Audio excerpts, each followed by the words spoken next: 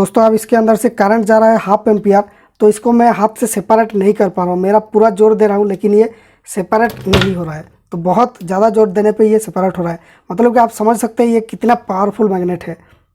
2 kg, 3 kg, 4, 5 kg, 6 kg। Hello दोस्तों, welcome back. Free circuit lab में आपको स्वागत करता हूं। दोस्तों ये है एक ट्रांसफार्मर। ऐसा पुराना ट्रांसफार्मर आपके पास भी होगा, तो इस तरह के ट्रांसफार्मर से क्या क्या बनाया जा सकता है। मेरे पास आज एक आइडिया आया है कि इससे हम लोग एक इलेक्ट्रोमैग्नेट बनाएंगे, क्योंकि इसके अंदर कॉयल है और कॉयल के अंदर करंट भेजेंगे तो इसके अंदर मैग्नेटिक फील्ड जनरेट होती है। तो इसी को यूज करके एक इलेक्ट्रोमैग्नेट बनाने की ट्राई करेंगे। तो सबसे पहले हमें इसका जो कवर है इसको निकालना पड़ेगा और उसके बाद ही हम लोग कुछ कर पाएंगे। ओके, तो ये रहा बेयर आपका ट्रांसफार्मर। यहाँ पर हम लोग कुछ वोल्टेज देने की कोशिश करेंगे। इन सब ट्रांसफार्मर का जिस साइड के 2 तार है यहाँ पर इनपुट होती है एसी की लाइन, और इस तरफ 3 तार है, ये है 12-0-12 की तार। तो यहाँ पर 12 वोल्ट प्लस माइनस मिलता है। यहाँ पर जो प्राइमरी साइड है इसका रेजिस्टेंस बहुत ही ज़्यादा होता है। यहाँ पर देखने को मिल रहा है 170 ओम के बराबर। तो इसके अंदर बहुत ज़्यादा हाई वोल्टेज चाहिए करंट डेवलप करने के लिए। लेकिन जो यहाँ पर लो साइड है, इस साइड का रेजिस्टेंस बहुत कम होती है, तो लो वोल्टेज में ही एनफ करंट जनरेट हो जाएगी, जिससे कि ये एक मैग्नेट के जैसा बिहेव करने लगेगा। यहाँ पर ये सब तार लूज है, इसलिए इसके साथ जो कॉयल की टर्मिनल है इन सबको निकाल लिया। इसके अंदर ये छुपा हुआ था। अब यहाँ पर रेजिस्टेंस चेक करेंगे तो इस साइड में बहुत ही कम रेजिस्टेंस हमें देखने को मिलता है। तो पहले इसका +-12 के बीच देखेंगे, जो हाई रेजिस्टेंस वाली साइड है। तो यहाँ पर एक तार डायरेक्ट चला जाएगा और एक तार मीटर के अंदर से दूंगा, ताकि हम मीटर के अंदर से इसका जो एम्पियर है उसका पता लगे। तो देखिए यहाँ पर मैं बैटरी को लगा दिया मीटर के थ्रू, ये 1/2 एम्पियर करंट कंज्यूम कर रहा है। अब यहाँ पर कोई भी मैग्नेटिक फील्ड हमें देखने को नहीं मिल रहा है सफिशिएंट, बहुत ही कम है इसके अंदर। तो इसका करंट बढ़ा के देखते हैं। अब मैं इसको मेरा एडजस्टेबल पावर सप्लाई से पावर दे रहा हूँ और यहाँ पर मैं करंट को वेरी कर सकता हूँ। तो चलिए करंट को वेरी करके देखते हैं, लेकिन उतना सफिशिएंट मैग्नेटिक फील्ड अभी भी नहीं मिल रहा है। ये लगभग 2 एम्पियर जैसा करंट यहाँ पर फ्लो हो रहा है। अभी 2.5 एम्पियर, तो बहुत ही कम एक मैग्नेटिक फील्ड देखने को मिल रहा है। तो इससे तो कोई यूजेबल मैग्नेटिक फील्ड नहीं बनेगा और इसका कॉयल भी हीट होने लगा 2.5 एम्पियर भेजने से। तो क्या हम यहाँ पर कुछ गलती कर रहे हैं जिसके चलते इतना मैग्नेटिक फील्ड नहीं बन पा रहा है? यस दोस्तों, यहाँ पर हमारा गलती जो है वो देख लेते हैं क्या है। तो मानिए कि ये आपका कॉयल है, तो कॉयल के अंदर जो मैग्नेटिक फील्ड होते हैं इसके अंदर करंट भेजेंगे तो मैग्नेटिक फील्ड होता है। यहाँ पर मान लीजिए कि नॉर्थ साइड हुआ, यहाँ पर साउथ साइड हुआ, कॉयल के 2 साइड में। यहाँ पर इतना ज़्यादा स्ट्रॉन्ग मैग्नेटिक फील्ड प्रोड्यूस नहीं होगा, क्योंकि जो हमारा एयर है, मतलब कि हवा है, उसका जो मैग्नेटिक परमेबिलिटी वो उतना हाई नहीं है। ये एक आयरन के कंपैरिजन में बहुत ही कम होता है। तो एक आयरन को यहाँ पर दे देने से ये मैग्नेटिक फील्ड जो है पूरा लाइन सब आयरन के अंदर से जाने लगता है और ये जो मैग्नेटिक फील्ड है वो बहुत ही ज़्यादा स्ट्रॉन्ग बन जाती है। तो ये तो हो गया कोर की दिक्कत, लेकिन यहाँ पर हमारा कोर अवेलेबल है, ये आयरन कोर के अंदर ही है कॉयल।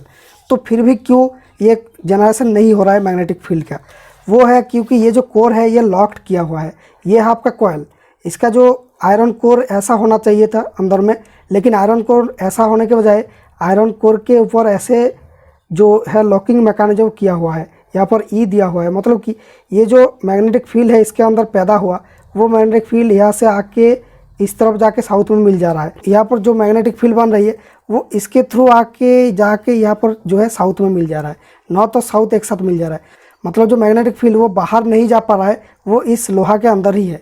इसके अंदर मैग्नेटिक फील्ड की जो रेजिस्टेंस है वो बहुत ही कम होता है आयरन जैसा कुछ चीज़ें के अंदर, लेकिन हवा में रेजिस्टेंस ज़्यादा होती है। तो यहाँ पर रेजिस्टेंस हाई है, तो मैग्नेटिक फील्ड क्यों बाहर निकलेगा? वो कम रेजिस्टेंस की पाथ में जाके साउथ में ये मिल रहा है। जैसे एक बैटरी का पॉजिटिव नेगेटिव होती है, उसको एक तार से शॉर्ट कर देते हैं तो बाहर कोई वोल्टेज मिलेगा? नहीं मिलेगा। तो इस तरीके से तो यहाँ पर हमारा जो कोर है इसको खोलना पड़ेगा। तो इसको हम लोग खोल के कोर की जो एक साइड है सिंगल साइड को लेंगे, मतलब कि ये लॉक को हम लोग ख़त्म कर देंगे। किसी तरह से इस लॉक को हमें हटाना होगा, जैसे ये मैग्नेटिक फील्ड लॉक ना हो पाए। तो इन सब कोर को हम लोग खोल लेते हैं जस्ट। तो ये ट्रांसफार्मर को मैंने पहले से खोल के रखा था, इसलिए ये इतना इजीली खोल गया। लेकिन आपके केस में ये थोड़ा सा स्क्रू ड्राइवर से ऊपर में प्राई करना पड़ सकता है। एनीवे, तो मैंने सारे जो सीट्स है इसको खोल लिया। यहाँ पर 2 तरह की सीट मिलता है, ई और आई। तो ये मिला के ऐसे लॉक हो जाती है। तो हम लोग क्या करेंगे, ई और आई को सबको सेपरेट कर देंगे। तो अब हम लोग इस तरीके से सारे ई को एक साथ कर लेंगे और सारे आई को एक साथ कर लेंगे। दोस्तों यहाँ पर इतना सारा सीट की क्या ज़रूरत है, एक टोटल मैग्नेट की कोर रहता है, एक लोहा की कोर, तो उसमें भी ये काम करता है, लेकिन यहाँ पर वो कोर जो है गर्म होता है। तो इस कॉइल के अंदर जब करंट जाएगा तो इस लोहा के अंदर कुछ वोल्टेज जनरेट होती है और उस वोल्टेज से लोहा के अंदर एक करंट डेवलप हो जाती है और वो करंट को कहा जाता है एडी करंट। वो इस लोहा के बाहर नहीं निकलता है, इसके अंदर ही करंट फ्लो होता है और ये लोहा हीट हो जाता है। लेकिन इस तरह की अलग अलग सीट को एक साथ लगाने से क्या होता है, ये जो सीट के बीच में जो रेजिस्टेंस है वो बढ़ जाती है। लेकिन आप बोलेंगे भाई ये तो सब टच में है, इसमें तो कोई रेजिस्टेंस नहीं होना चाहिए, टच है मतलब रेजिस्टेंस जीरो।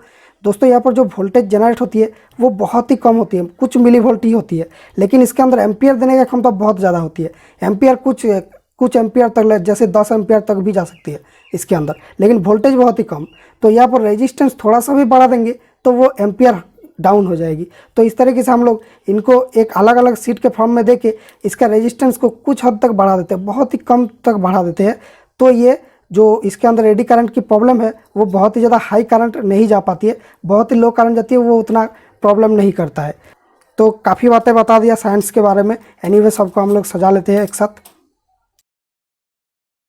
अब दोस्तों ये रहा सारे ई एक साथ और ये रहा सारे आई एक साथ। ये ऐसे भी कनेक्ट करेंगे तो ये भी लॉक हो जाएगा, लेकिन थोड़ा सा लूज रहेगा। एसी वोल्टेज में ये ऐसे वाइब्रेट करने लगेगा, लेकिन डीसी वोल्टेज में ये पूरा चिपक के रहेगा। एनीवे तो इसके अंदर हम लोग कॉइल को ऐसे डाल देंगे। ओके, अब क्या होगा, यहाँ पर जो मैग्नेटिक फील्ड की लॉक बन रही थी वो इसको देने से बनेगा लॉक। जो नॉर्थ होगा वो यहाँ पर साउथ में मिल जाएगी, शॉर्ट हो जाएगी मैग्नेटिक फील्ड। लेकिन अगर इसको हम लोग हटा देते हैं तो यहाँ पर देखिए, अगर इस बीच में नॉर्थ बनती है तो यहाँ पर साउथ बनेगी और वो साउथ इस जगह से जाके इस मैग्नेटिक फील्ड के अंदर से जाके इस जगह पर दिखाई देगी, क्योंकि वो यहाँ पर बाहर नहीं निकलेगी, क्योंकि बाहर हवा में बहुत ज़्यादा रेजिस्टेंस है, मैग्नेटिक फील्ड प्रोपागेट नहीं कर पाएगी। लेकिन यहाँ पर जो कोर है इसके अंदर resistance almost zero, almost short circuit की तरह। तो वो जो साउथ है वो यहाँ पर दिखने लगेगी। और अगर यहाँ पर हम लोग कुछ भी चीज़ें चिपकाएंगे तो इसको तो नॉर्थ तो मिल ही रहा है, उल्टा साउथ का जो ताकत है वो भी मिल रहा है दोनों साइड से, तो ये बहुत ही स्ट्रॉन्ग तरीके से चिपक जाएगी। तो इसी का हम लोग टेस्ट करते हैं, चलिए ट्राई करते हैं इसके अंदर करंट भेज के। तो चलिए आप देखते हैं जादू। ये देखिए, ये अब मैग्नेट हो चुका है, 1 एम्पियर जा रहा है, इसी में ये कितना स्ट्रॉन्ग मैग्नेट बन गया देखिए। अब इसको मैं छोड़ दूंगा तो ये गिर जाएगा। ये देखिए,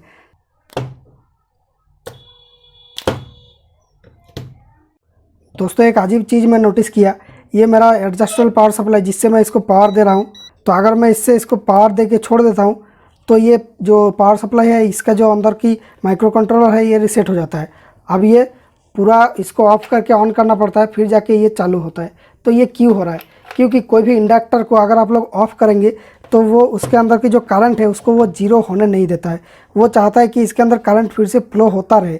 जैसे कैपेसिटर जो है उसके अंदर की जो वोल्टेज है उसको वो तुरंत चेंज करना नहीं चाहता है, वैसे ही इंडक्टर कुछ उसके अंदर जो करंट जा रही है उसको वो तुरंत चेंज करना नहीं चाहता है, तो ये करंट की चेंज होना नहीं देता है। तो अगर हम लोग इसको ऐसे कनेक्ट करके छोड़ देना चाहते हैं तो ये जो है इस पावर सप्लाई के अंदर ये वापस करंट मारता है और उसी के कारण ये जो है रीसेट हो जा रहा है। मीटर का भी ऑटो पावर ऑफ ट्रिगर हो गया। एनीवे, तो इस चीज़ को सॉल्व करने के लिए हम लोग एक डायोड लगाएंगे। जैसे एक रिले के साथ हम लोग डायोड लगाते हैं वैसे भी इसके साथ भी डायोड लगाना पड़ेगा। तो ये पॉजिटिव को मैं इस तरफ दे रहा हूँ, तो डायोड का जो नेगेटिव साइड है यानी ये जो सिल्वर बैंड वाला साइड है वो इस तरफ होगा।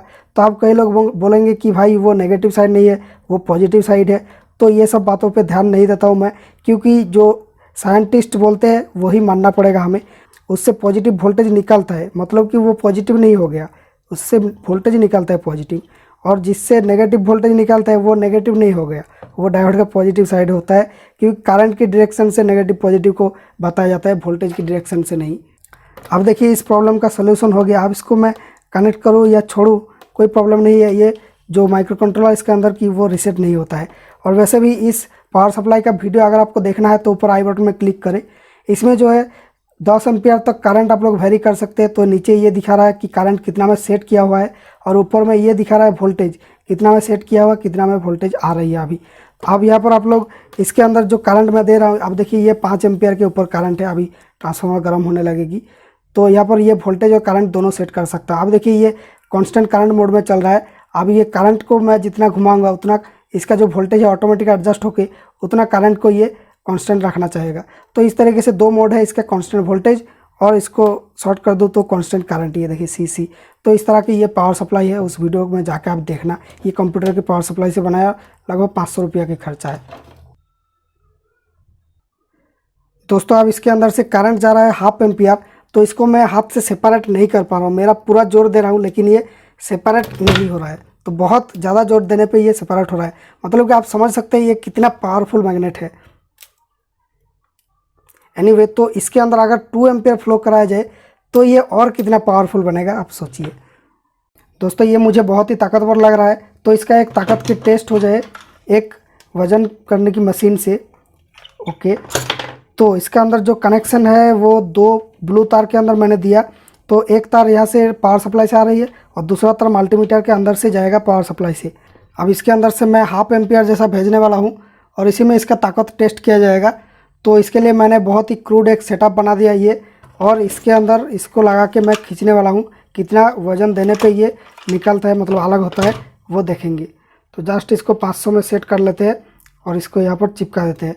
ये सेट होना मैंडेटरी है, मतलब अगर सेट नहीं होता है ठीक से तो ये ठीक से काम नहीं करे, मतलब पूरा ताकत इसका नहीं दे पाएगा मैग्नेट का। तो चलिए जस्ट टेस्ट कर लेते हैं। कैमरा की फ्रेम थोड़ा सा छोटा पड़ रहा है। 2 kg, 3 kg,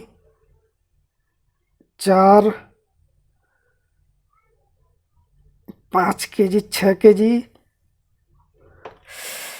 बहुत ज़्यादा हो रहा है। मैं इतना दे नहीं पा रहा हूँ। सेटअप चेंज कर देते तो थोड़ा सा और ज़्यादा दे पाता मैं। एनीवे ट्राई करते। 6-7 kg, 7 kg के ऊपर गया है ये। मतलब कि 1/2 एम्पियर में 7 kg की चीज़ें के आप उठा सकते हैं इसके अंदर से। मतलब कि आप ताकत इसका समझ सकते हो। अगर इसके ऊपर कोई चीज़ें वेल्डिंग किया जाए या फिर इसको कहीं नाट से बांध दिया जाए, किसी क्रेन जैसा किसी चीज़ के ऊपर अगर इसको दे देते हैं तो ये एक लोहा को 7 kg का लोहा को उठा देगा ये ओनली 500 मिली एम्पियर के करंट से। तो अगर हम लोग 1 एम्पियर देते हैं तो समझ सकते हैं कि 14 kg का वजन ये उठाएगा। और अगर इसके ऊपर हम लोग 2 एम्पियर देते हैं तो 28 kg, आप समझ रहे हैं, 28 kg की वेट ये उठा देगा। तो दोस्तों अब आपको पता लग ही गया होगा ये कितना पावरफुल है। और इसको पावर देने के लिए आप एक 12 वोल्ट की बैटरी इस्तेमाल करेंगे तो उससे ये 4 एम्पियर जैसा करंट खींचेगा और इसका कॉयल हीट होकर जल जाएगा। तो एक 5 वोल्ट की चार्जर ही काफ़ी है। एक चार्जर से ये जो करंट खींचता है वो है 1.5 एम्पियर जैसा। तो 1.5 एम्पियर में ये काफ़ी अच्छा मैग्नेटाइजेशन भी ऑफर करेगा और ये कॉयल इसका हीट भी नहीं होगा। तो आप लोग इसको 5 वोल्ट 2 एम्पियर की चार्जर से डायरेक्ट लगा के चला सकते हो विदाउट एनी प्रॉब्लम। तो ये देखिए एक 5 वोल्ट की चार्जर से ये काफ़ी अच्छे से चल रहा है। काफ़ी अच्छा मैग्नेटाइजेशन भी ऑफर कर रहा है। ये तार लूज हो रहा है इसलिए ये छोड़ दे रहा है। फ्रेंड्स इस वाली फ्लाईबैक डायोड को आप ज़रूर इस्तेमाल कीजिए। इसको रिवर्स बायस में लगाना होता है। जब यहाँ पर पॉजिटिव देंगे तो इसका ये वाला साइड इस तरफ रहेगा। तो इसको ना यूज करेंगे तो आपका जो चार्जर है उसको ये ख़राब कर दे सकता है। अगर ज़्यादा टाइम के लिए आप लोग छोड़ते हैं, कनेक्ट करते हैं, तो इस तरीके से ये चार्जर को डैमेज कर सकता है। तो दोस्तों ये वीडियो कैसा लगा कमेंट्स में बताएं। अगर ये पसंद आया तो इस वीडियो को लाइक कीजिए। और मुझे उम्मीद है आपको इस वीडियो से बहुत कुछ सीखने को मिला मैग्नेटाइजेशन के बारे में और जो कोर वगैरह होती है, कॉयल वगैरह, इसके बारे में। तो अगर ऐसा है तो इस वीडियो को लाइक कीजिए। ऐसा ही इंटरेस्टिंग वीडियोज़ पाने के लिए हमारे चैनल को सब्सक्राइब कीजिए। दोस्तों थैंक यू फॉर वॉचिंग। मिलेंगे नेक्स्ट वीडियो में।